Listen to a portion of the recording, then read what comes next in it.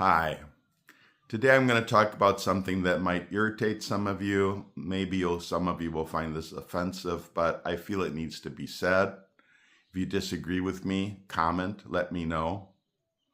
And that is, if you're a young artist, maybe just out of school, or if you're an older artist and you're trying to get into the art community in some way, and you want to make a connection with a curator, a gallerist, a writer, how do you go about that? Almost every week, twice a week, I'll get a message on Facebook Messenger or Instagram Messenger that simply says, "Hi, hi." Do you really think I'm going to respond to that? It says nothing. It tells me nothing about you. I don't know who you are. Why should I take the time to respond? This isn't a casual chat at the chai shop. Another message I often get is, "How are you?" Well, I'm 72 years old. I really don't want to talk to you about my weak bladder, my erratic bowel movements, and my failing heart. I just don't want to get into that. And I'm not going to be polite and just respond, "Fine." It's a message that encourages me not to answer. And what you want to do if you want to make a connection, you want to get a response. That's the whole point. You're making the contact. You want to get a response. You want to get response and some sort of reaction and involvement from the person that you are contacting. So in order to do that, you have to do it in a much more professional way. I recently had a woman from Pakistan contact me with exactly that sort of message. What she said was, "I'm a young artist." Yeah, so are hundreds of thousands of other people, young artists. I was feeling in kind of an ornery mood, and I actually responded, "Who cares?" Yeah, that's what I said, "Who cares?" It was hurtful, it was painful. Later, I apologized for it. But it actually led to a very interesting conversation. I told her that she should have responded, or she should have contacted me in a much more professional manner. And she proceeded to do so. She actually wrote a very nice paragraph as to who she was and why she wanted to connect with me. That's the way to go. And that's what should have been done in the first place. So sending these meaningless messages do nothing for you. If anything, they give a person a bad opinion of you. They think that you're immature. They think that you're not professional. Okay? So this is what I would do.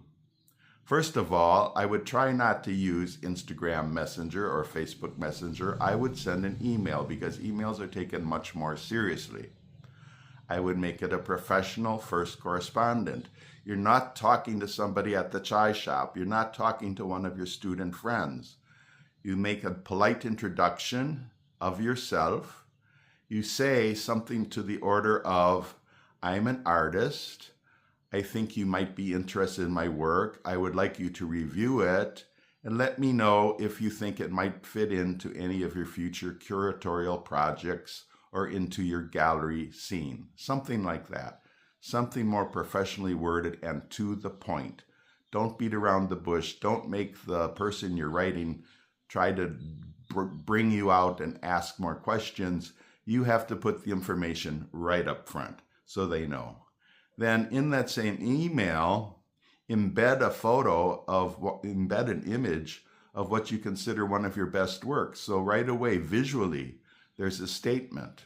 And then attach a PDF of some of your best works with the proper captions, a little artist statement, a little bio about yourself. Not too much.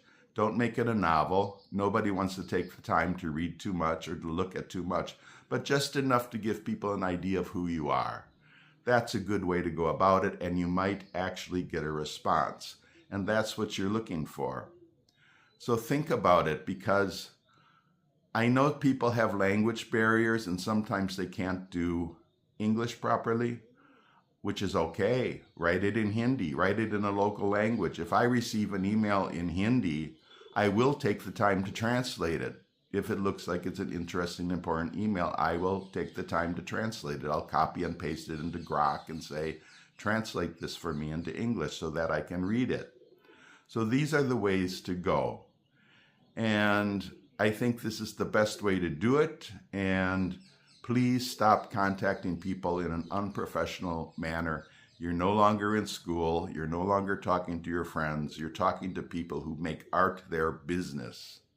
And because they make art their business, they expect to be approached in a professional, business-like manner.